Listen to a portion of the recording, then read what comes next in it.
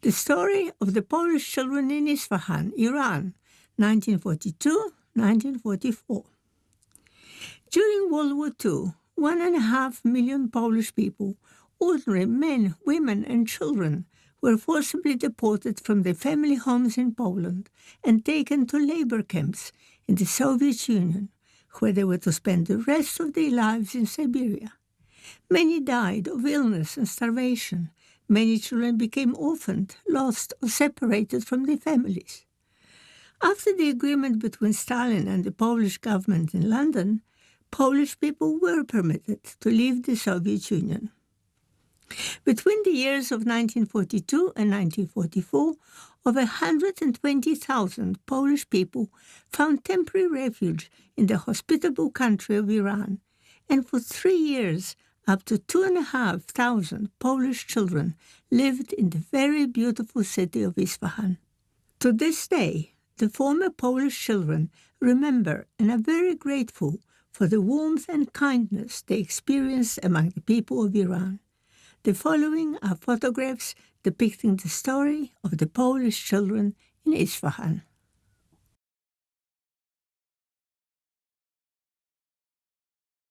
This DVD was compiled from the photographs which belonged to Madam Krystyna Skwarko, Director of Polish Schools in Isfahan, Iran, 1942-1944, by Krystyna Tomaszek, her daughter, and author of the book Essence.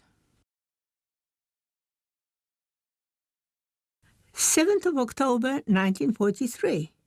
This is the commemorative plaque inside the French Sisters' Chapel with the picture of the Polish Madonna of Częstochowa, placed on behalf of the Polish children as a thanksgiving for being rescued from the labor camps of the Soviet Union.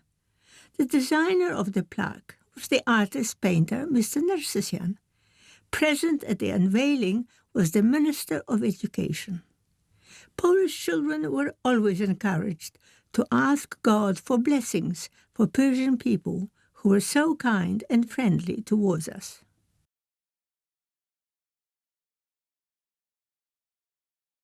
Polish girls and official guests gathered in front of the French Sisters' Chapel.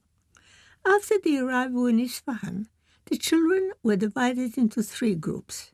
100 girls from 7 years up were to stay with the French sisters.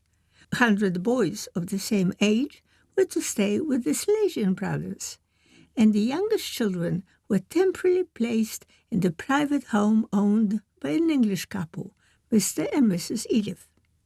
Here the girls are dressed in clothes made especially for them by the French sisters. At long last, the children had sunny rooms to live and study in, and clean beds to sleep in.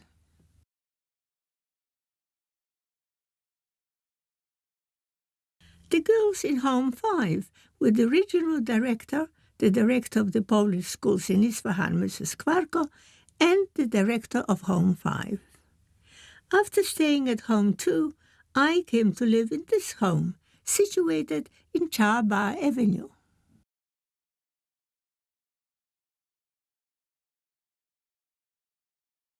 My mother, Mrs. Krystyna Skwarko, who was responsible for bringing the first transport of the Polish children to Isfahan, my brother Stan, and I, Krystyna.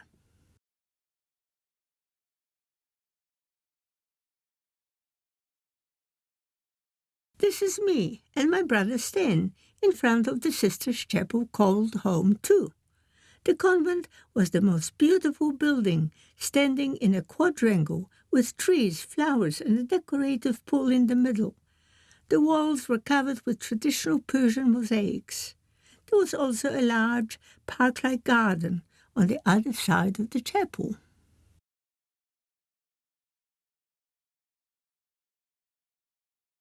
Boys and the personnel in front of Home 1.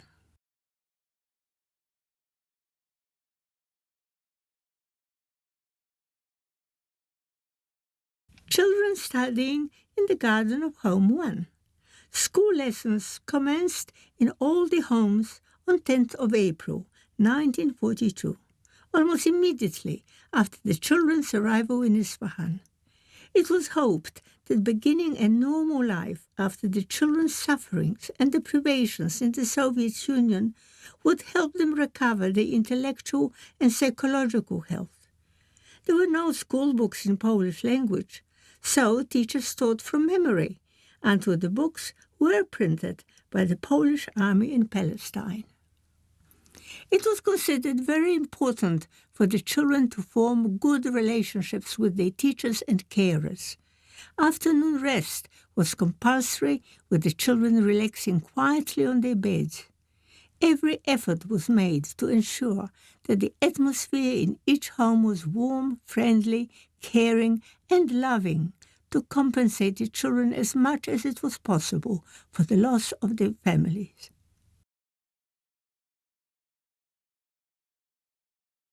Children are learning to play with a ball.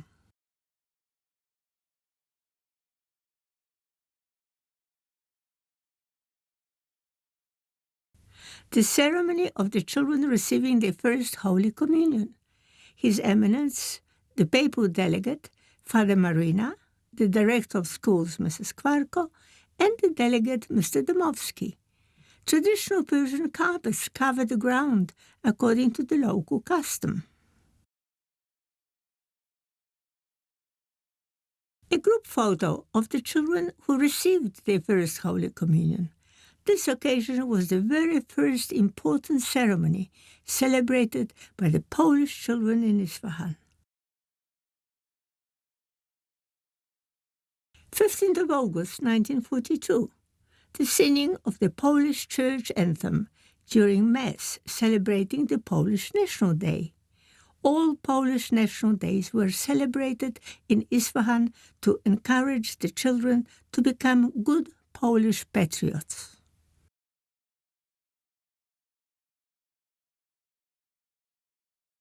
The Polish National Day concert. Home 1 was one of the largest homes and had the largest garden, so all the important occasions were celebrated here. Children and personnel gathered from all the homes to enjoy such happy occasions.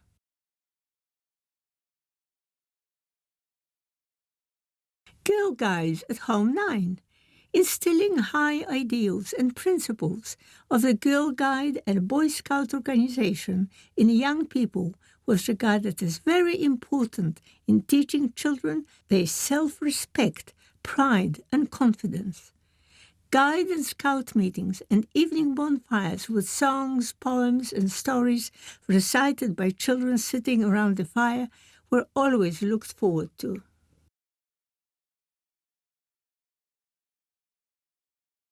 The papal delegate, Archbishop Marina, Home 9. All visits of important guests were considered to contribute to children developing pride in being Polish.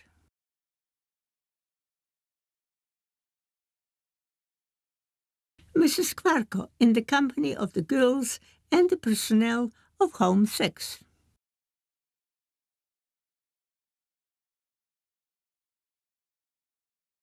July 1943. Scout Jamboree in Home 9. The occasion was the blessing of Scout flags. Because of the hot climate, windows of the buildings were frequently hung with drapes or covered with beautifully carved lattice work to keep the inside cool and to protect against the sun.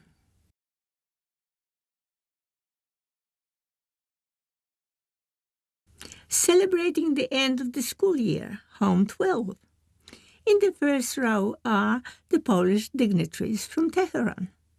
By the end of 1944, there were up to 2,500 Polish children and 300 Polish personnel living in Polish children's homes in Isfahan.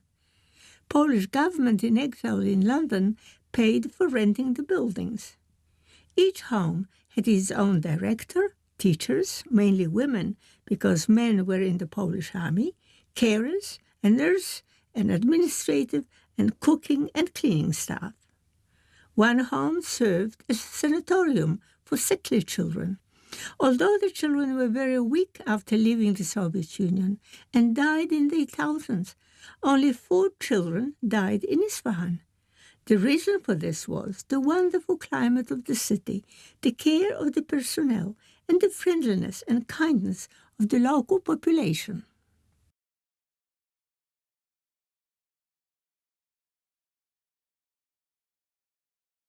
Important guests from Tehran in Home 10.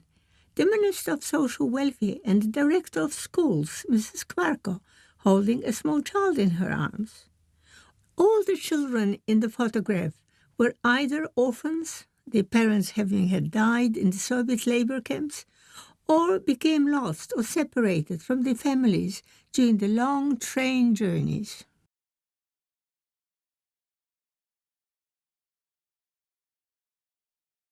The parade on the occasion of the visit of the Minister of Social Welfare, Home 9.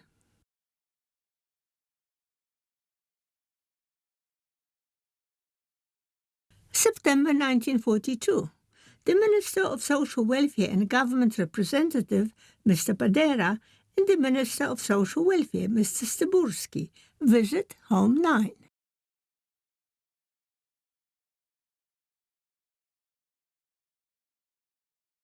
The parade during the celebration of the National Day, the Miracle of Vistula, marching at the high school girls. Among the guests are the consul and other delegates of the British colony, the governor of Isfahan, and the guests from Tehran.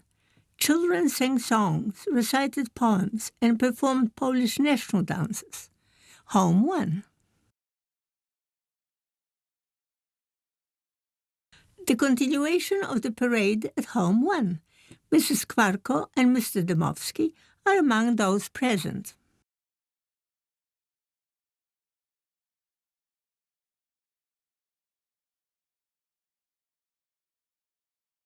The youngest children from Home 10, the kindergarten, are also taking part in the parade.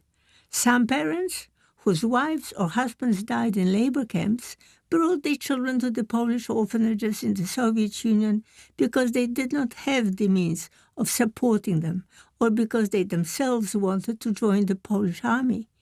Living in groups helped children develop a sense of belonging and reassurance because they all knew what it was like to experience war, hunger, and deprivation, and to lose one's parents. The personnel who looked after the children also had experienced life in the Soviet labor camps and lost members of their own families. They had their own personal unhappiness to cope with. In spite of that, however, all the adults did their best to help the children, and so the children and the adults found themselves helping each other.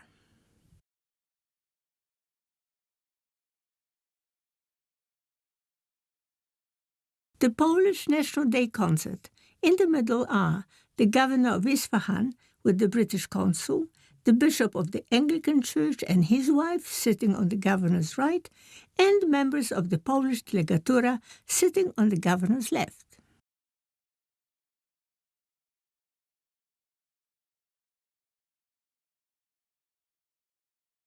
July 1942, the visit of the governor of Isfahan to Home 6.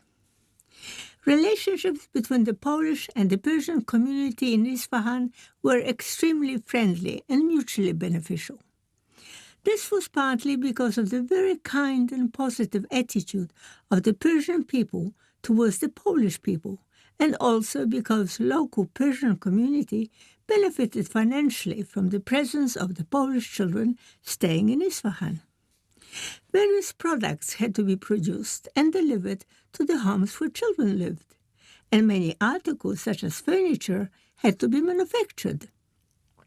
Many Isfahanis made enough profit to open their own shops and businesses in later years. The baptism ceremony of Mrs. Moravska's baby, Home 2.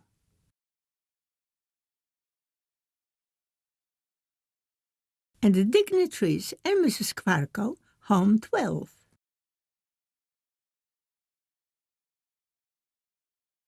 The dressmaking personnel, Home 6. And girl guides at home 12. Colonel Ross, who was the public relations officer between the Polish and the British armies in Tehran, was one of the very important visitors to Isfahan, home 1. Professor Kościołowski, with tourists, among them a Red Cross representative, on their way to visit Persepolis, home 9. Professor Kościołowski visiting the kindergarten. Farewell to Mr. and Mrs. Dmowski, who were moving to Tehran.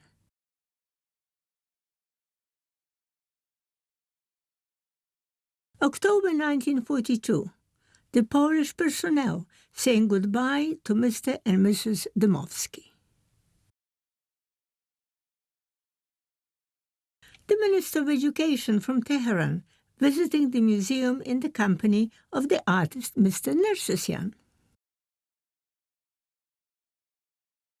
Young women, members of the Polish Women's Army Force.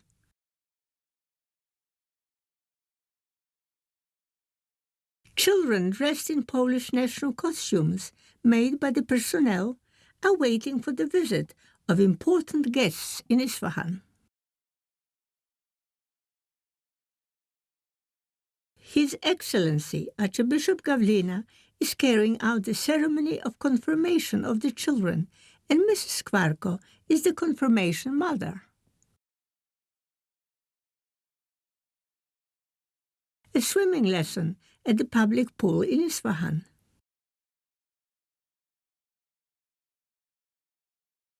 Sewing lesson. Children were given opportunity to acquire practical as well as academic skills.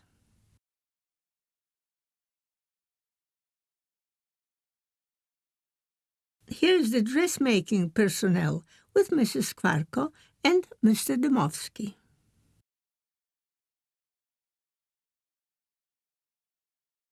The exhibition of drawing by the Polish girls. Mr. Nersesyan, the teacher, is also present, together with the school inspector and the director of schools, Mrs. Skwarko. Art exhibition, students and the teacher, Mr. Nersesyan. It was considered very important for the Polish children to learn about Persian art. Presentation of prizes.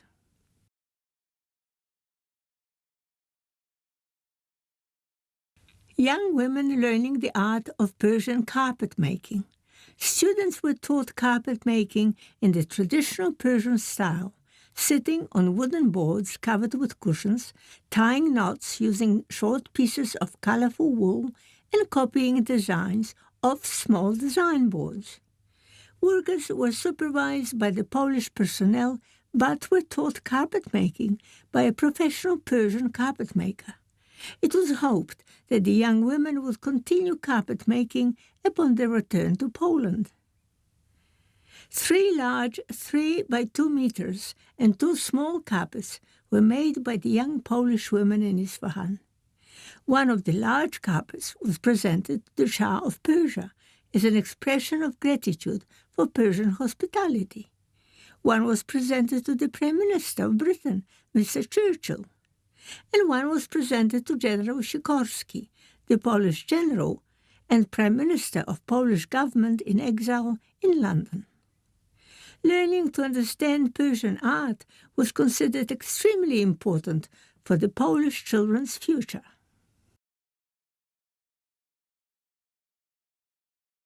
Archbishop Marina and others are watching the young women making Persian carpets.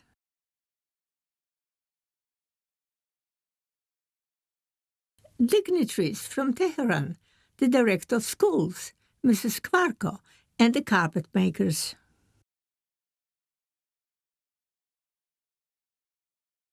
Home 17, a very proud moment.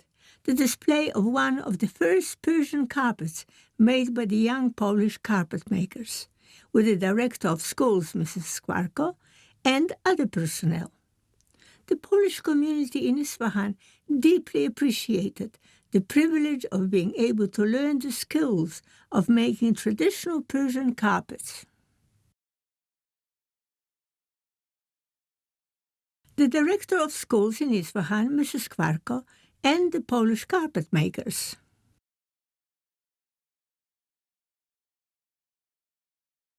Home 5. Visitors and the personnel.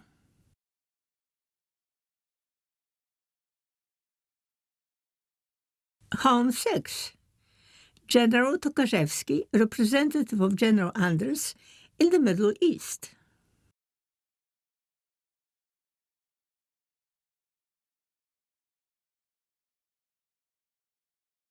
General Tokarzewski visiting Home 15.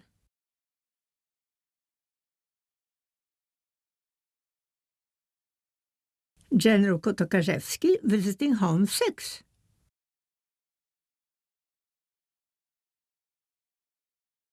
General Tokarzewski and Colonel Borucki, the representative of General Sikorski, who, in 1942, signed the treaty with Stalin, allowing Polish people to leave Soviet prisons and labor camps in return for the Polish men and women forming the Polish army to help Soviets fight the Germans.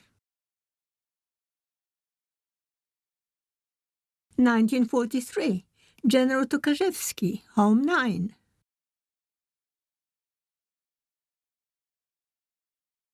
General Tokarzewski and Colonel Borucki in Home 12, Julfa. General Tokarzewski with the youngest children in Home 10. The little ones are seen here crowding and hugging an important visitor. The general took them in his arms, but never asked the very obvious question, where are these children's parents? Benefiting from the wonderful living conditions in Isfahan, the children grew quickly and altered in their appearance. When some of the parents were finally able to leave the Soviet Union and have arrived in Isfahan to look for their children, they could not recognize them. Frequently, it was the children who recognized their parents first and ran up to them, calling Mama, Mama.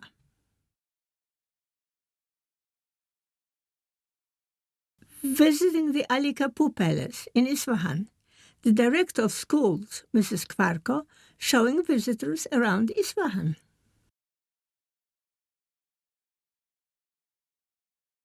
Visitors admiring the view from the terrace of the Ali Kapur Palace.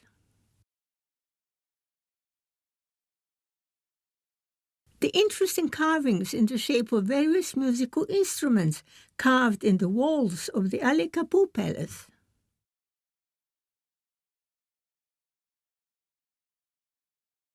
Visiting the Imam Mosque near the Ali Kapur Palace. At the other end of the Maidan is the beautiful bazaar stretching for many kilometers. Polish Army colonel from Iraq is visiting the personnel.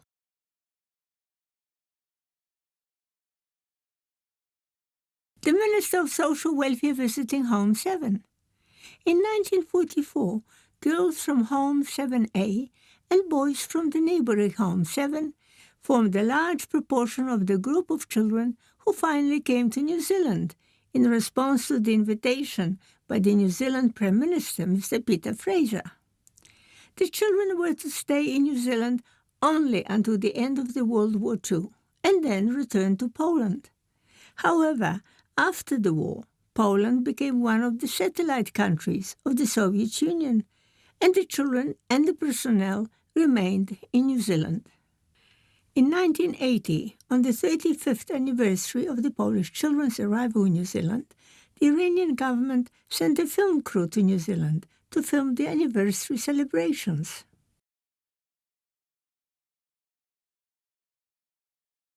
Tereshka is presenting flowers to the Minister of Social Welfare, Home 7.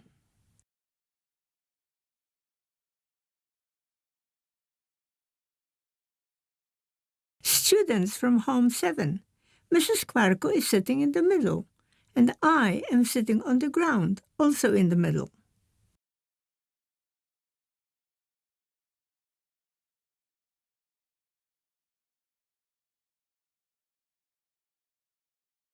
Home too.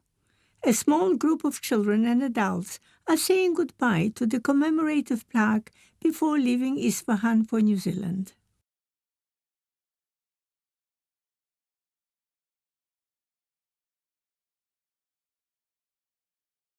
Every Polish child in Isfahan was given a supply card with the list of articles of clothing they were given before departure for New Zealand. When leaving Iran, children carried Polish books in their suitcases, together with their few personal possessions. Later, these books became the basis of the Polish Library, established in the capital city of New Zealand in Wellington.